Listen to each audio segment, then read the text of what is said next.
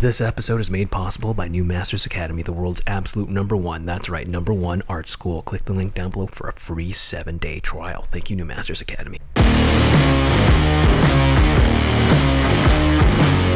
everybody, welcome back to the Honey and Absinthe After Hours podcast. You are going to have a fantastic Monday today. Yeah. You've made a brilliant decision listening to us today. You're going to have a great week. How great of a week? A really great week. That's right. We're your hosts. I'm Vincent, background design for animation. I'm Janet, the ex-Disney artist turned independent creator, and this is a podcast about all things art, business, and whatever we feel like. Now today we're going to talk about why you don't want to be creative. Yeah. But first, make sure to smash that like button. Over there. Jingle all our bells and buttons. Don't forget to give us a tickle. I really wanted to talk about this because you and I had a really deep conversation about how we used to wet the bed. Yeah. A lot. Yeah. And As children. Yeah. As children. As children. Not as adults. Not as adults. We were talking about how it's not what people think it is. Like, people think, like, oh, you have a problem controlling your bladder as a child, but... There are some people who have, I guess. But then we were both discovering that we both had the same problem, and it was because we had overactive imaginations. Yeah, so I remember telling you during dinner, I was thinking about just how... Like, we were talking lately about how kind of awful it is to have a really, really intense imagination, a really intense creative mind. And I was telling you that, I remember I was so afraid to go to the bathroom, especially really late at night, and you really need to go to the bathroom for whatever reason. Number 1 or number 2 doesn't really matter. Yeah. But then you think, oh no, it's gonna eat me. So we were talking about, like, don't laugh, I used to, like, wet the bed when I was little. And I was like, oh, me too. And then you're like, wait, what? And then I was like, and it's not what you think. Yeah, and I said, like, is it because you were too afraid of, like, what you would see in the bathroom? Because your imagination is just going crazy? Yeah, I was talking about how, I was, like, afraid of going to the bathroom because, like, when I flush, it would sound like I heard something, or like my overactive imagination would literally make me think I heard something, and then I'd be too scared and I'd like run back to the bed, or like I'll like look really intensely into the dark and I think I see something, and it genuinely felt like sometimes my brain would trick me into thinking I was seeing like hallucinations and stuff. Yeah, and you said you even had sleepwalking problems too. Yeah. One of the biggest reasons why I couldn't like watch horror movies, for example, was because my brain, it's not that I couldn't handle like jump scares and stuff or whatever scary in the moment of watching the horror movie. It's the imagery. It's the after. It's like when I go to sleep, I won't be able to control my imagination, and like I will dream the craziest things that might even be worse than in the movie. So then when I was younger, I had like a sleepwalking problem where like my dreams were so realistic too that I thought that they were real when I would be sleepwalking. Do you remember some of them? Any of them? Sometimes they're like just me walking around the house. And where was the strangest place you kind of woke up? Or I mean, I always woke up back in bed. What? But then like sometimes I'd be wearing different clothes. That's weird. And then I'd remember like, I had a dream that I like changed clothes, but like I wasn't dreaming. I was actually doing it, and then I'd wake up and I'd be like, I'm in a different pair of pants than I went to bed in. Yeah, I don't think I've ever had a sleepwalking problem at all. Yeah, that's crazy. I would be too afraid of what I would see in the bathroom, or I'm sure a lot of people who saw Sixth Sense, especially in our age demographic, really, really young. I saw Sixth Sense when I was 8, I think. And then the scene where the kid goes into the bathroom and he goes back into his tent that he was sleeping in, and then you know what I'm talking about. That freaked me out. But like even before then, I would be too afraid to go to the bathroom for whatever reason, the boogeyman or whatever it is. And it was that movie that really, really terrified me. I was like 8 and I was still wetting the bed because of that fucking movie. Jesus Christ. And then I just remember this right now. I remember there's this movie called Piranha. Mm-hmm. Do you know what it's about? Piranhas. Yeah, it's an old like B movie, campy movie. They remade it later, but like I saw the original Piranha on TV, I think on Channel 9 when I was like 4 or 5. And then I saw the piranhas eating the people, and it was like, you know, probably really ridiculous, the special effects, but I thought it was like real. So I would be afraid to take a bath. Yeah. Because I thought I would tell my parents, the piranhas could get me in the bathroom. When I take a shower, I can't shower anymore. And I can only imagine what people who saw Jaws felt after seeing that movie. Or Psycho. And we were both talking about how, like, man, do you think that's like a sign that you're a creative person as a child? Yeah. It's also a sign you're a serial killer, right?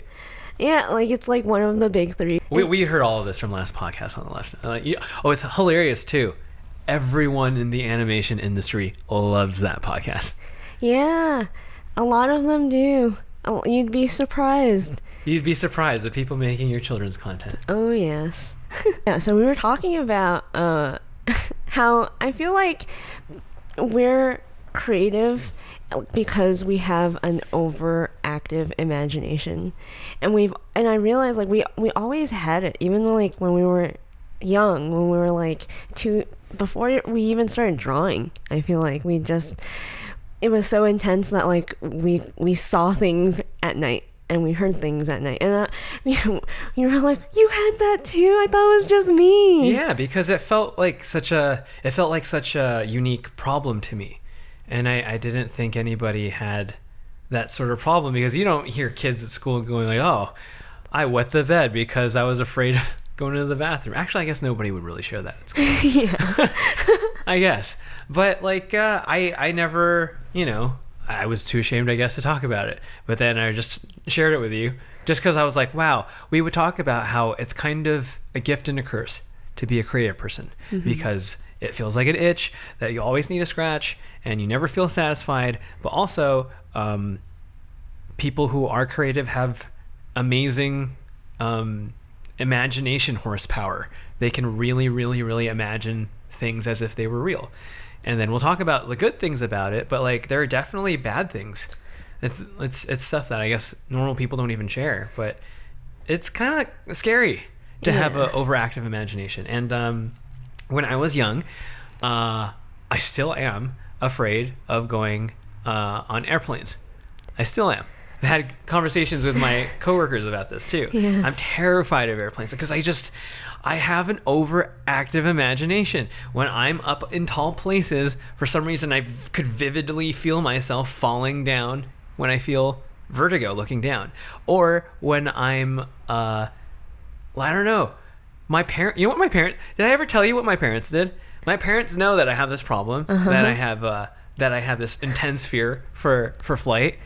And then just to test just how afraid I was, they said, oh, we're going to take a shuttle to Vegas.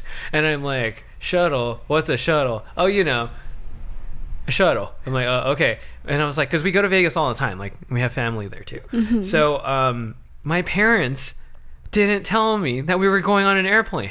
And then when I realized we were at LAX, I was like, what the? And then I realized what was actually happening. I ran away. Oh my God. I ran away, and the security had to hunt me down. I was terrified. I was terrified. And everyone, I kind of had this cover because 9/11 happened like a few years ago. Mm-hmm. It was very still recent, so everyone's like, oh, he just freaked out. Oh, but it wasn't just that. It was definitely not just that. It was just my this old, man, it's really dating me, but like there's this really old movie, a made-for-TV movie based on the Stephen King novel called The Langoliers, and they were just these weird like fucking Pac-Man monster meatball things that would eat the earth.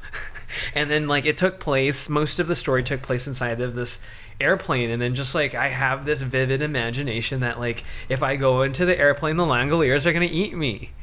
I'm going to die a horrific death, and I can like imagine everything. And it's like, don't you have those fears that are so irrational that I feel like normal people don't have, but we have. Yeah, we were talking about like, so what else did we do that was like oddly imaginative when we were younger? And like we were talking about like, oh, it would get us in trouble in school and stuff. Like for me, I was thinking really hard, and I was like, I was such a like obedient student, I guess. I didn't really have too much trouble in school, but then there are certain things about me that have always been like cynical, I guess is a good word for it, where I'd get really mad at like I lived on a cul-de-sac and like with a bunch of kids, and like Ed and Eddie. Yeah, like Ed and Eddie. and which character were you? Oh, you don't remember? Probably like Jimmy. Oh, really? Yeah. I hate Jimmy. I know. Jimmy's the worst. Oh, no. Yeah. And so I'd get bullied by like the neighborhood kids because I was like younger. Yeah. But like I get so mad. Trying to take my money. They're trying to take my, what is it? The gumdrops? What are they like? The jawbreakers? Jawbreakers! Oh.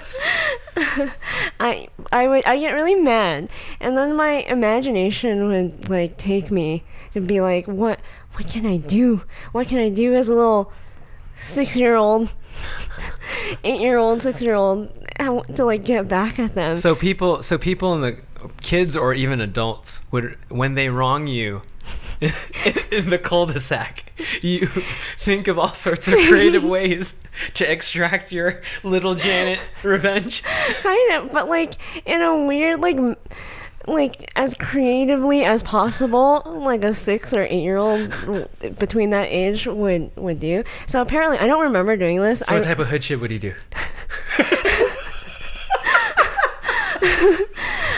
I don't actually remember doing this, but my neighbor, when we got older, told me that apparently I would like, his family had these rose bushes.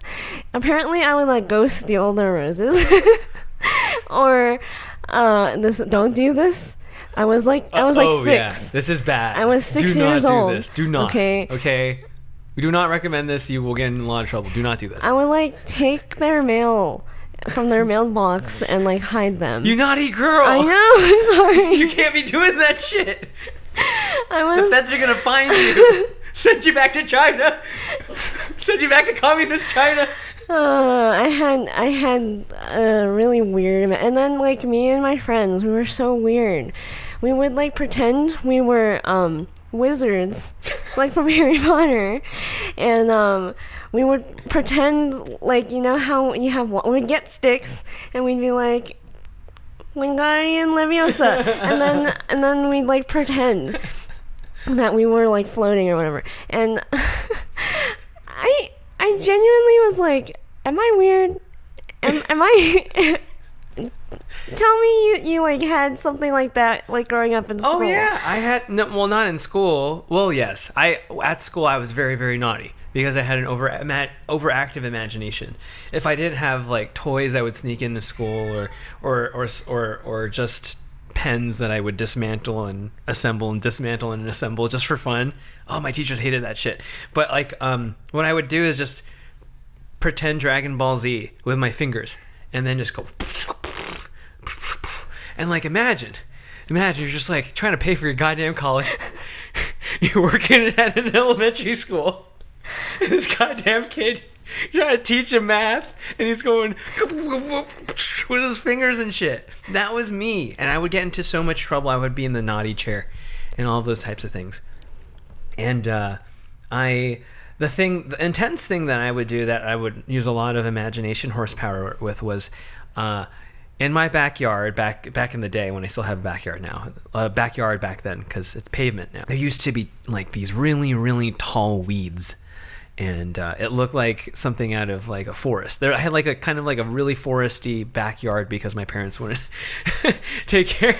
They wouldn't cut the grass and shit. So it was just like this overgrown mess. Like, for example, oh God, sorry for this non sequitur, but it's a hilarious story. In third grade, our teacher would let us, we had a class pet. It was like this turtle, right? And then every week, one of the students in the class would be able to keep this turtle at home and be able to take care of it and hang out with it and all that stuff. So it was finally my week. It like happened during like the end too. So it was fun. Like for the first week or so, for the first half of the week, it was like really fun to like just like take care of this thing and just watch it. Have a little turtle. But I got really bored one day. So in the morning, I think it was like either a Saturday or Sunday morning. I remember it was really cold, but I took the turtle outside and I took him, picked him up, and then plopped him in the backyard, and then he went deep. Oh, no. He went deep. No. He went deep to the point where I was like, "Oh shit!" And then I was like, "Oh no!" And then like and it's really dusty and it's like really uncomfortable and like it was kind of the kind of stuff, plants that make your skin itchy. But like I was trying to look for the turtle. So I managed to find it, but like I was freaking out because I was like, this is the end. The whole time I was thinking, oh, this is it. I'm going to be the dumb asshole who has to break it to my third grade class that I lost the turtle. And then I couldn't imagine my teacher going, why? How? And then me going... I took him outside and I put him in my backyard. I thought it was a good idea. But I managed to find him. I took him and then put him back in the case, like, you know, the glass case, put him back where he was, and then I don't think I even looked at him until I needed to go back to school. My God. And return him. Oh, as you were telling the story, I had so many questions. I was about to say, how that sounds like the worst thing, that your class had a pet class turtle that What? I was like, I'm sure one that's... of you are going to neglect it and Well, it's kill supposed to teach you about responsibility. Exactly. Well, What do yeah. you think happens? Obviously, like the high, it's pretty high stakes. Like you get to enjoy having a turtle, or you get to be the idiot class that went, I killed the turtle. Like, you kind of have to. And then as I was thinking that, I was like, oh no. I think I know where this story is going. Yeah. And then for a second, I was like, oh no, the poor turtle. What did you do to it? No, I managed to find it just in time. There was like a hot, like half a minute or something, and that was freaky. Because turtles are fast. Yeah, They're fast. They're really fast. I was thinking like, Okay, no. I was about to say I did think about, you know, it getting lost in the tall grass, but I don't think I thought that far. But I didn't realize that, like, I was like thinking like, oh, it's so slow inside of the tank. It doesn't. No, it's not. Well, I mean, every time I would see it, it would move slow when I try to feed it. So as soon as I fucking put it down on the ground on the lawn, it scurried. It's like, like, where am I? And then like just went, and like there was like a second of shock that like, wait, why is this running fast? What happened to the story of the tortoise and the hare, man? So why did I tell this story? Yes. Oh yes, because of I would imagine because my grass was so tall that I was Link, and then I would take this bamboo stick, or I'd take like a mop and take out like the handle and stuff, and then like make believe all of the Zelda villains and stuff, and I would like beat the shit out of them. And I'm sure like I think that's like Miyamoto's whole ethos with that game. I think his whole idea for that game was like him in his youth playing around, out in the open, which is like, what kid does that? Yeah, pretending you're on an adventure. But that's why, like, that's the kind of feeling that Zelda evokes, and I would make believe that in my head as I would, whack all these weeds like you do in the game. And I had so many weeds to whack, man. Just imagine little Vincent just in the overgrown backyard that probably like has grass up to your shoulders. Yes. You're just slapping the grass. High knees. I see. Yeah. High knees. But so we're having this conversation because we realize like we're weird. We're so weird that we somehow found each other. Yeah. And we were like, wait, you're like the first person I met that's truly like me. And then you were talking to a friend. Oh yeah. And we realized, oh no, because we have each other, we think we're normal, but we're not normal. Because our friend is normal. Yeah. So this is gonna get dark, but life is dark and it sucks. So congratulations, children. That's Papa Vincent's advice for you.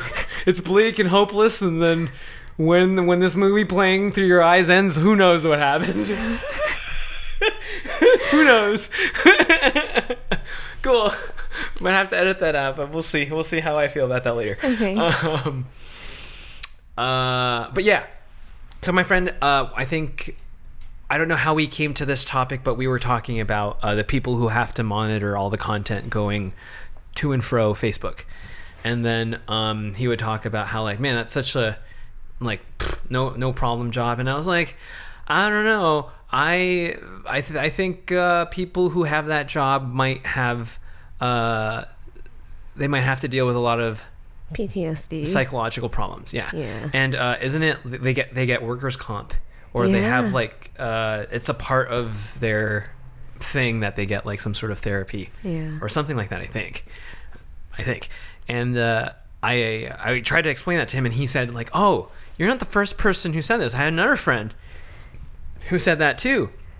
And then he said like, "Oh man, I've seen all sorts of shit.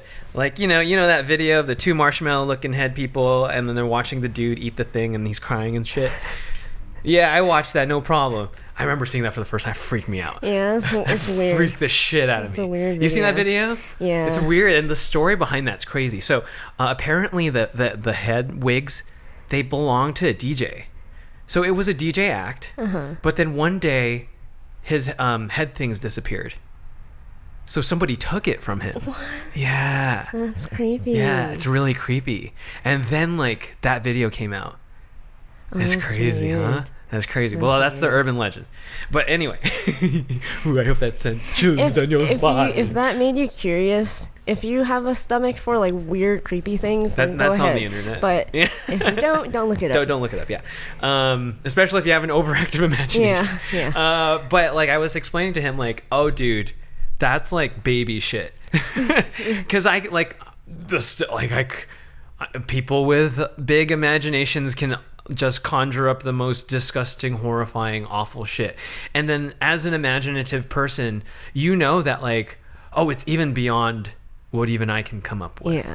Like there's probably just unspeakable things. Yeah. Like we both like listening to Last Podcast on the Left, and a lot of people in Hollywood like to listen to that show. Interestingly enough. We like listen, so we already know kind of the weird, messed up stuff humans are capable of. But then by listening to that show, we go like, oh, if that exists, probably anything I could absurd that I can possibly imagine probably exists and has happened. Yeah. We just don't know about it. We just don't know about it. But now we have Facebook. Yeah, exactly. And then I'm not going to say what I said, but I blurted out just like the first thing that came to my mind. The first most awful thing in the entire world you can imagine. Yeah, basically. And I was thinking, that's not even like, that's like a level 5, I think. That's like, yeah, that's not even like the worst of the worst. And then I kind of feel like I bummed out the rest of the evening.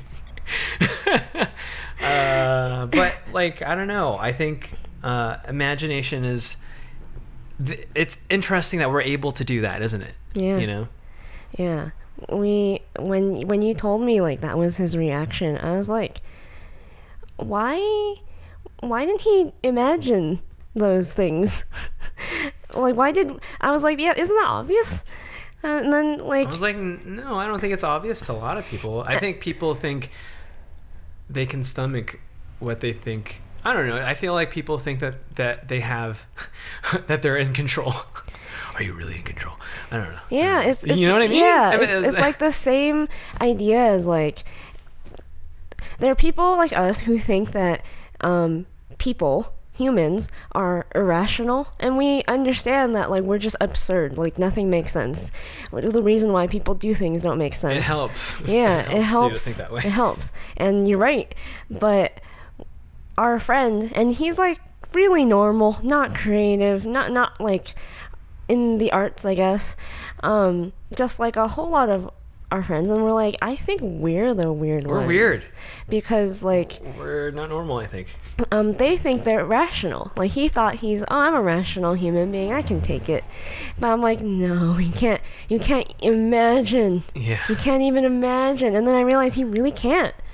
Like that's the reason why we immediately jumped to like, oh no, I don't think I can handle that. Yeah, I don't think no, and I hear stories about that from, I don't know, like some creepypasta stuff and stuff. You hear stories about people who need therapy after being a YouTube monitor or something like that. So I have been listening to the book Atomic Habits, and it is really, really good for you to figure out how to develop systems, not goals, and achieve all your New Year's resolutions, develop good habits, and to be as productive, as efficient as you humanly can, and the methods of which to do it. So if you would like to listen to this book and you don't have an Audible trial already, head over to audibletrial.com/the Honey and Absinthe podcast, where you will get a free Audible trial, where you will get 1 free audiobook or 2 free Audible original audiobooks. So that's audibletrial.com/the Honey and Absinthe podcast. Which reminds me of when I first discovered Last Podcast on the Left, and I would read creepypastas. If you don't know what a creepypasta is, it's basically an internet horror story, and you never know if it's real or fake or half real or half fake. Mm-hmm. But I got really into this to the point where I would have like a really, really bad stress dreams, and I would have sleep paralysis. Which is crazy. You remember that? Yeah, it was the worst. It was the worst. Because like you try to struggle to get me to wake up to like make you wake up. Yeah. And everybody who knows that feeling, they know how horrible it is. But I remember asking you, like, why is it that we are attracted as imaginative people? Because like a lot of people we work with are really into this kind of stuff too. Why are we like, and you could imagine like a lot of the people who draw are like the goth kids. Mm-hmm. Like, hell yeah, I'm goth. I'm nonconformist. Yeah, nonconformist. I'm a nonconformist. And you know, all they're into witchcraft or who knows what kind of weird shit people were into. I was into anime. I asked you, like, is there something wrong with me? Is there something wrong with me? And I was like, no, I don't think so. I mean... Or is there something wrong with us? I think... maybe. But I think you were so imaginative that, like, you like horror movies. And I was like, you like the thrill. You like the thrill in the horror movies. And I was like, I actively avoided them as a child because my imagination was so strong that it would like continue the horror movie when I go to bed, and so I would avoid them. But you like the thrill of it, so I think like your imagination makes it so intense and so like thrilling that you would be attracted to it. The same way like a lot of people are attracted to like fantasy novels, for example, which like I am. So like I'm the opposite of that, I guess.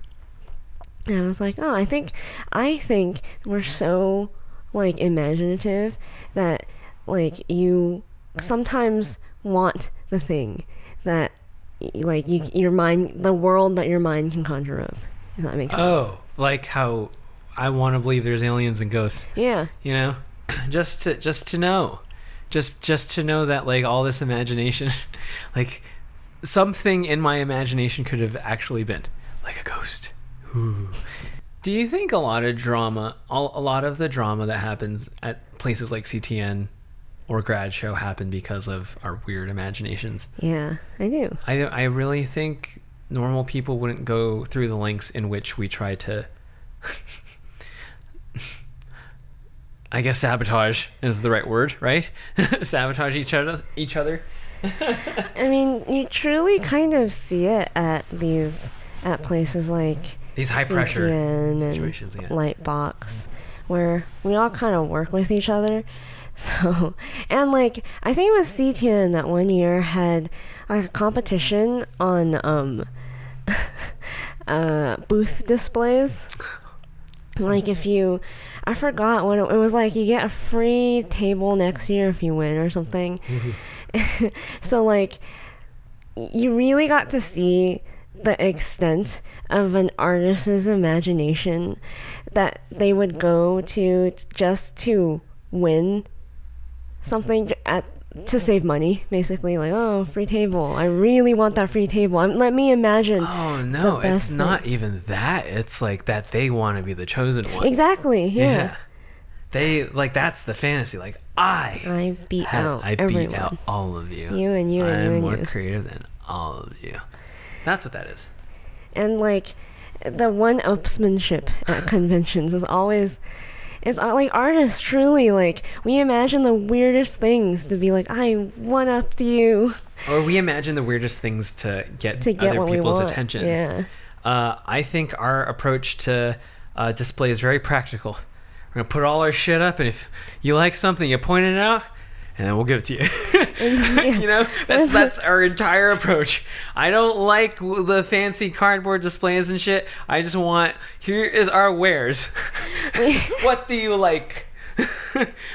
We're very simple about our attention grabbingness. Yeah. Some people design their displays, their storefronts, whatever. It's like very classy, very beautiful. I don't want to be classy. I want to make money. You tried very hard, yeah. But then we're like, we're bright yellow. We're bright yellow and black. High contrast. You can see us from like across the convention hall. See all these prints? See all these prints? Which one you want? Not classy at all. I don't care. Oh, it does the job really well. Oh yeah. It's like, we were talking about this lately. Young artists these days would rather have social standing more than getting paid properly. Yeah. And man, just goes to show you how hard this, like the studios and all the music industry is winning. Just goes to show you. It's over. It's over. It kind of is. Yeah. Like we're talking about all of this and how weird we are and how much trouble being creative actually gets us into. And it sucks. Like growing up, I'd be such a much better member of society, more well behaved, more productive. I am none of those things. Yeah, when we were little, like as young as we can remember, we were getting in weird hijinks. And then as we aged and we went to school, we continued to get into weird hijinks. It's just you go to school and they tell you this is how you act in society.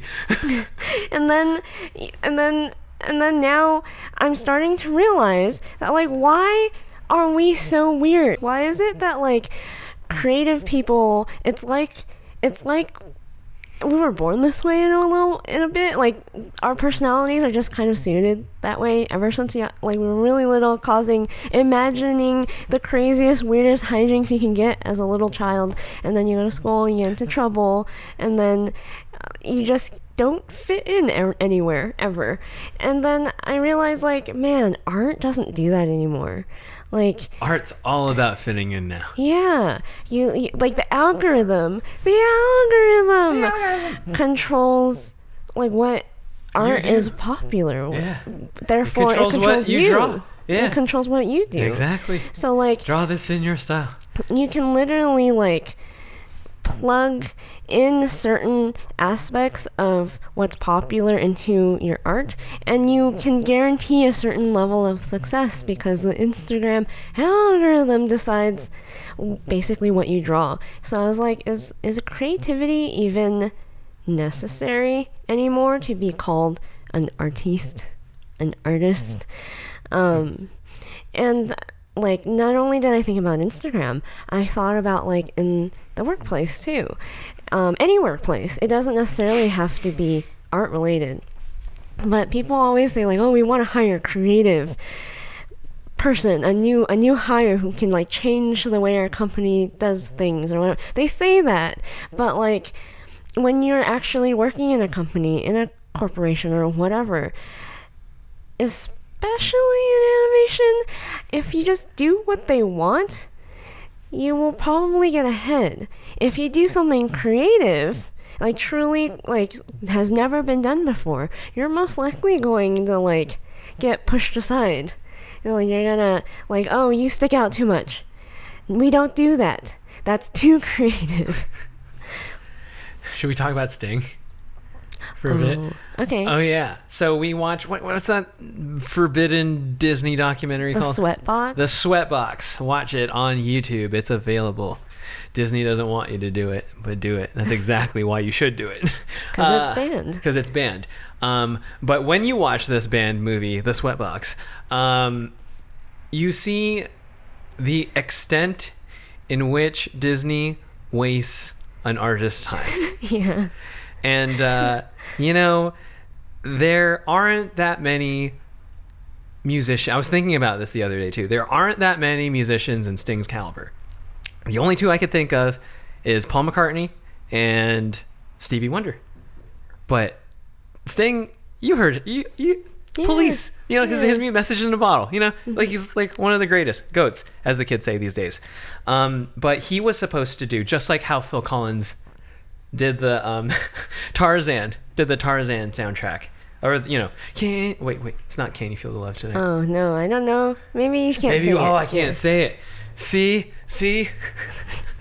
The algorithm is controlling what I say. I can't say certain things or else I get in trouble. Isn't that crazy? Man. Anyway, Sting was supposed to do the soundtrack for that. And he made so much music. He made so much goddamn music for Disney that never saw the light of day. Yep. That never saw the light of day. And it's like, imagine being so, like, just having the ability to just pick one of the most brilliant artists in the planet and then go, I'm going to waste your time. I'm going to squeeze your creative juices. And, like, you saw, like, Sting even said, like, there are some days where, like, I'm on a roll and some days where I just want to say, like, you know, fuck this whole thing. Yeah. I want to go home and do my own shit again. And it's just like, oh, isn't that like the story of our lives right there? Yeah. You know? And Sting only had a very small taste of it. Sting had a small taste of being creative in Hollywood, and he was already like, I can't do this. I'm too much of an artist. I can't do this. and so that I was like, oh, that's the benefit of not being creative. Like you were saying, like, in this whole conversation, like, yeah, it's kind of like a curse, more than like a good thing. Like, wouldn't you, if you could just exist without it, wouldn't you? Like, and everything's like fine, it's the same. I'm like, yeah, like, being creative is a little bit of a curse. It's easier that way. It's easier to just give the algorithm, give the man what they want. And like, you don't stick out, you don't like do anything. You don't get in trouble. Yeah, you get followers, you get likes, you get comments, you make those big connections. So important. Yeah. And we realized, like, oh, like if that's all it takes to be an artist these days, I'm not sure the idea of creativity is necessarily required anymore. What is required? Obedience. Ah. Compliance. Ah. Awareness of There's plenty of that going on. Doing what's popular because it's popular. Exactly. Yeah. Imagination. Imagination. Imagination. It's from South Park. Never mind. Anyway, talking about artists who don't belong polite society, we watched this phenomenal documentary about Frank Zappa. And it's a fairly new documentary that just came out, and we saw it. So my very first movie, I ordered early access. Turned off all the lights and everything, and tried my best to give ourselves the old Hollywood experience, which I miss so dearly. The theater experience, yeah. But my relationship with Zappa was during elementary school. My elementary school music teacher was obsessed with Zappa. He looked like he had the mustache and the goatee thingy. He had dark hair. He looked like Zappa, just a little bit shorter.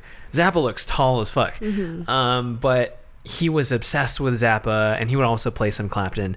But he would talk about how like he's just this brilliant person and all this stuff. And I wouldn't, and because, it's my music teacher and he wouldn't shut up about him, I wouldn't really even listen to Zappa, but I knew he was like an important figure because my music teacher told us that he was. And lo and behold, this trailer for the Zappa doc comes out, and I'm just like, whoa, not only does the editing in this look amazing, this human being is so amazing. And I keep seeing my music teacher, but it's actually the real Frank Zappa. But not only that, because I never even like bothered to look this person up. I knew some of his music, but like it was just my first seeing him in interviews, like just being exposed of how he behaves in interviews and how how seriously he takes his music. And I sensed like this guy has some Janet energy. Yeah. It became very, very obvious to me, very, very, very obvious that like I was watching the trailer and I was like, oh, this is one of those one of those crazy types, Janet crazy types. So I kept saying as we were watching this doc that, wow, that's something I would say. Or that's something there are a few things in that doc that you have said on this podcast. Yeah. And I was like, he's right-brained and left-brained because he was really into chemistry as a child, and he learned how to make gunpowder and stuff like that. But then he also shouldn't do that, children. Don't do that. Yeah. But he was saying how he would do that, and then like he'd also like write and draw greeting cards for like a greeting card company, and then he taught himself how to chart music because he wrote operas before he wrote his first rock song. He wrote symphonies before he even touched that stuff. And all throughout his life, he was always like pushing the boundaries of what was rock, what was this or that, and because of that he questioned like, why should it be that, and then people would be like, no, so you need to like sit down, like stop trying to stick out, and why don't you like make like he worked in Hollywood too. He like did some scores. He scored some movies, and then once he had enough money, guess what he did? He quit and started his own record label. And I was like, wow. And then when he got under a label again, they like had him by the balls, and then he was like, okay, what do you need? What do you need from me? What's left in my contract? He just like pumped out 4 albums and was like, Peace. there, bye. And then he used all his money and started Zappa Records. Yeah. And I was like, and then, because he could never do the thing that was popular. But, like, the thing is, all the, like, best musicians loved him at the time. Like, all the most famous rock musicians. Eric Clapton, Jeff Beck, Paul McCartney, John Lennon, Yoko Ono. And they're all inspired by him. They're like, man, you're Joni the Mitchell. GOAT. Yeah, you're the GOAT, yeah. But... like the but it never industry, got to his head. Yeah, he was like, I just want to make art. And you see like his library, and like he would literally spend money just for the joy of making art and seeing art. He paid artists to make more art that he wished he could do, but he found the artists who could best represent him and his ideas. He'd basically give them a piece of his mind, and then they would just go to work, and they were on his payroll. You know, isn't that crazy? Wouldn't it be so dope to be so fucking wealthy that, like, oh, there isn't enough me's to create things. I need to hire more people like me to create the things, to create all the things. And, like, the doc could just easily be about, like, this great man and his great career. But what the doc exemplified was, like, the rebel who wouldn't take... He wasn't just a musician. Like, he in a way he became a politician. Yeah. Amazing. He was fighting censorship of music back in the day.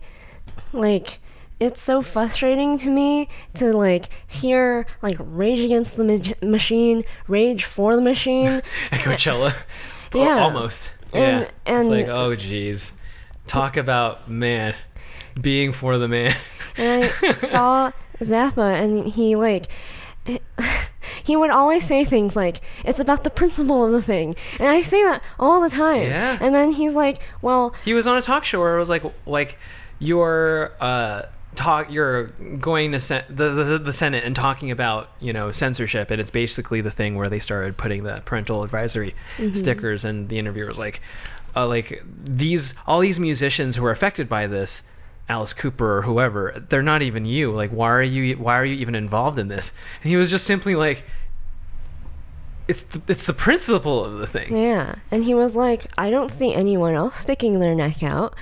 And I thought, well, someone has to. Yeah. And then I was like, that I've never seen anyone else say that. Yeah. I know I exist and everyone hates me for it, but like I saw that and I was like, well, everyone hates him for it too at the time. Yeah, and I was like, oh, because like I was just vibrating with excitement and inspiration. This is an absolutely amazing documentary. I was just vibrating with inspiration. I was telling you, like, I've always felt like we were alone on this authenticity crusade. Yeah. You know, like, I'm just gonna make the art that I want.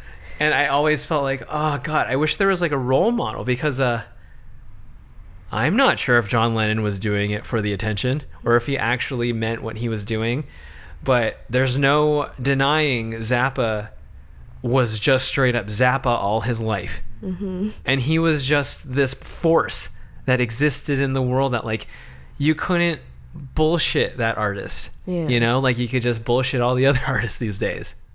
And one of the more funnier things that I related to was like a reporter asked him, so why are you hiring this orchestra to like play your music? Why are you paying them to play your music? And then he was like, because I want to. And then she asked him, are you going to make money off of this? And then he was like, no. And then she's like, so why, what are you getting out of this? Like, she could not fathom why anyone would do that if you're not gonna make money off of it. And he was like, because I worked all my life to make money, and I made my money, and now I want to use that money to pay to hear my music played.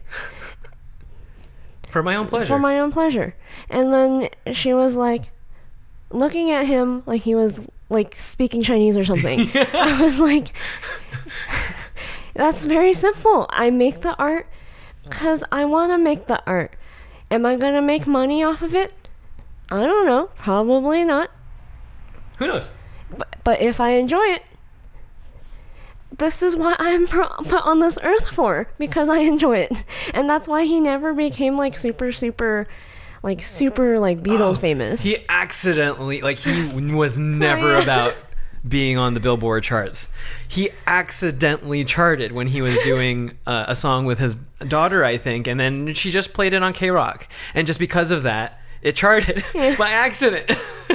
And like, what also was really like funny to me is like, he comes across a little, like his music comes across like it's improv, but it's not. He's like super perfectionist. He's like, we're going to rehearse this until it's perfectly strange, but it's perfect. It's played exactly how I hear it in my head.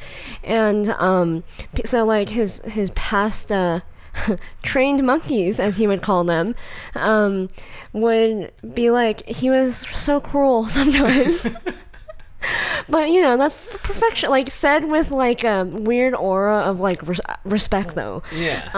And I was kind of like, wow, that reminds me of me.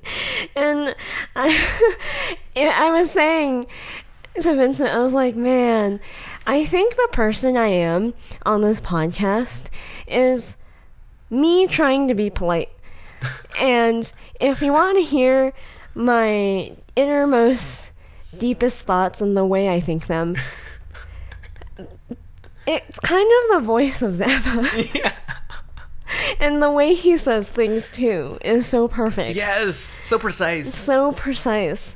So precisely biting. Like he eviscerated Oh, we should talk you. about SNL. So we were watching this part in the doc where like he guest stars on SNL and he does his performance.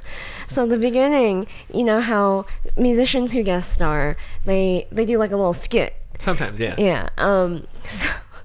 So they forced Zappa to like perform this really, really cringy skit that wasn't funny, and then as the clip is playing on the screen, and this was the A team too. This was Dan Aykroyd. Oh, yeah. This was Bill Murray. These were the really, really good. This was the good era. Yeah, quote unquote good. And then he goes like, I don't know, I guess they thought that was funny. And then I think I just crumbled to the floor laughing. We were on this couch, and then we ended up on the floor. Because after he said that, I guess that's their idea of what's funny. Yeah. It was like I was like, ugh. Ouch. Ouch. Oh, God. Eviscerated them with one sentence. One sentence with like 5 words. Like, it's so funny that like he was like, I was expecting to be able to write parts of the show and all this stuff, and then he was just like so upset that I was like, wait, what, you thought that? They would never do that. Yeah. They don't give a shit if you're like fucking Paul McCartney. They're not gonna let you write the show. Oh my God. Like the ego like the thing is, like, he is genuinely probably the funniest comedian, because then he goes and he does his performance, and like if you listen to the lyrics and you listen to Zappa's music in general, and he has this wide range of like, he has like really experimental rock, and then he has like parody songs. Like borderline Weird Al Yankovic kind of thing. Yeah. And then he performed this parody song, in my opinion, where I think the lyrics are like, I'm a dancing dog, I'm a dancing dog. That's it.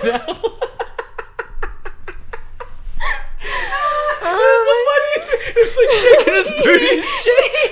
He's in like pink spandex pants. He's doing a funny little shimmy. And then it cuts to the audience, and the audience like look dumbfounded, uncomfortable, They look so uncomfortable. But Zappa's playing it so straight. So straight. He's like not breaking at all. And I was like, I really like this guy. He's so funny. He basically just took a big fat shit on SNL on Bill Murray, and then he went and played that song and danced his little funny dance. What was that government song that he sang that you liked so Yeah. much? Oh my god. So I think when it was like Reagan came into office at the time, became president or whatever, he had this other parody song that I just died because of the way the joke is set up. He goes like, you know, the people at the top, they don't care about you. They care about the person at the top. They care about the number one. And you're not number one. And guess what? You're also not number two. And then he like laughs at the audience, and then I laughed so hard. I was like telling you after this, like after we watched the doc, I was like, I thought there was nobody we could relate to. I feel so like empty that like there's no role model that we have, and I was just like, nobody kind of negs their audience. Like that's something kind of sacrilegious in the in like this era of the internet. Like you want to build a community, but Zappa is so our brand of like. He goes, "You like me? Why?" Yeah. I try to be disliked. Right, like he said something like, "Oh, when I feel like the show's going too well, I play this 20-minute song to test the audience will." Whether or not they want to stay. And it's just like, it pleases him, you know? It kind of like gives him some weird sense of satisfaction. I'm like, you don't like me. None of you like me. Prove it. And I love it. And I love it. It's like, oh, he's doing that thing that we do. Oh my god. And then, there's this, when he's like, inadvertently getting into politics because he's railing against censorship in music, he goes on like a talk show with like a bunch of like pundits, and it's basically a bunch of like really intelligent pundits in politics or politicians or whatever, and then there's Zappa, and then they're like, oh, do you really think Satanism and all this stuff should be in our music? And then Zappa's like, yes. And he's without skipping a beat. Yeah, without skipping it, he's like, yes. And then the politician or whatever was like, you're an awful human being, no one should listen to your music, whatever. Yeah. And then Zappa, like on live television, turns to him and goes, well, you can lick my ass. And I was like, wow, that's like, did I not just say that like if Tom Cruise disrespected me, I would be like, oh, big fucking man you are, oh, like rich asshole over here. And I was like, wow, I don't think I've ever witnessed someone quite like me, but I found him. I truly found him. And and he gave us so much inspiration. Yeah. He truly artistically too. Yeah, like he was a true artist. He really just wanted to do what he wanted to do. He's a musician. He dabbled in chemistry. He made vlogs. Yeah. Basically. Yeah, when you had to literally splice it and like edit it, like cut the film and like edit things, and he would like Frankenstein weird shit together. Do his best to manage the art coming in his albums, in his merch, hire artists to make his music videos. Like everything that Zappa had to make was like a form of his expression, even though it's something that most artists would be like, oh, I'll leave that to the XYZ team. Yeah. He was like, oh, it's my thing. So I kind of have to draw on the cover or hire the best person who can realize my vision. So, man, it was just so inspiring. I could barely sleep. Yeah. I could barely and sleep. how like free he was too. Like Yeah. he became a symbol of freedom in Czechoslovakia. Like because the police would like get upset when they heard children playing rock music. They'd be like, stop playing that Zappa. Stop playing that Zappa. Yeah, that Frank Zappa music. Yeah. And like so when he went, because like he was for some reason like an accidental politician, political figure, whatever, he he went to like negotiate some kind of deal, and like everyone came out because it was like meeting the man of freedom. After watching that, I was convinced, like, oh, one day you will testify in front of Congress for something. For something. I don't want to. But well, I mean, who else is going to do yeah, it? exactly. I was look like, at me, well, look I at all of could see you. I was just so. So after I saw Zappa do it, I was like, oh man, you're gonna have to do this too one day. Like he constantly fought for like the principle of the thing. Right. Of like, well, I want to make like my music. I want to make art that like why does art have to be liked? Like why like popular, I guess. Like the measure of a successful artist is like how popular an artist is, and he actively fought against that, and he like railed against education, he railed against all this stuff, and I was like there's no one like who would stand up like he did for the thing that he believed in. And I was like just so like, man, what a role model. What a like, I aspire to be you. I aspire to like, I now have kind of like a roadmap of like how truly your potential, like you know, my independent spirit and dryness. How far it could go, you know. There's some things that like I wish I could say exactly like Zappa, but I can't because we're on YouTube. We would get demonetized and banned so fast. Just look at some of his music titles. Oh my god. But yeah, we're hoping Tim, if you're listening, please watch that doc. Or if any of you weirdos know Tim, please let him know to watch that doc, because like he's been talking about like, oh, we need an artist to inspire the children. I just don't understand how or why or what we're gonna do. We need to make more Zappas. I think that this decade, this 2021 and forward decade, you know, last decade it belonged to like the Instagram artists. Mm-hmm. I think this decade it belongs to the Zappas. To the true artists out there, he really is. Yeah. So please, especially if you're in art school or if you're an artist yourself, doesn't matter if you like rock and roll music or not. It's sort of just like, this is what we classify as a real, true, principled artist who's like our role model at this point. You know what I was thinking as I was watching? There's a scene in the movie where he's like, well, after this, oh, he's from California too. So like all you Californians, it'll be really relatable to hear him talk about certain cities and stuff. I was like, he has a song talking about El Monte, and I was like, what? I lived right by there. He was talking like, oh, after this, I'm gonna go to check out some music. Students are gonna play my music at like CalArts or something like that. And then there were like there was scenes of him like at CalArts, and then I was like, man, what the heck? How is it that like like this guy has like all these connections with these like California artists and stuff, but like why am I like one of the only people who like truly went Zappa on life? Like it should have been someone from CalArts. Like I don't get it. Reputation, man.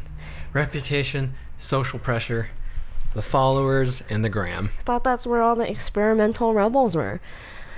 No, they go straight to the industry. Yeah. Yeah. Rage Against the Machine. Funny. Anyway, we hope you enjoyed that podcast. Yeah. Make sure to please watch the Zappa doc. We're serious. Oh, it's yeah. worth like the $6 or $7 because it's a documentary and nobody likes documentaries. It's a little bit cheaper for early access. Better than paying for, I don't know, something like $15 and up. This is a really, really, it's really worth good. it. It's really, really worth it. We really hope you watch it.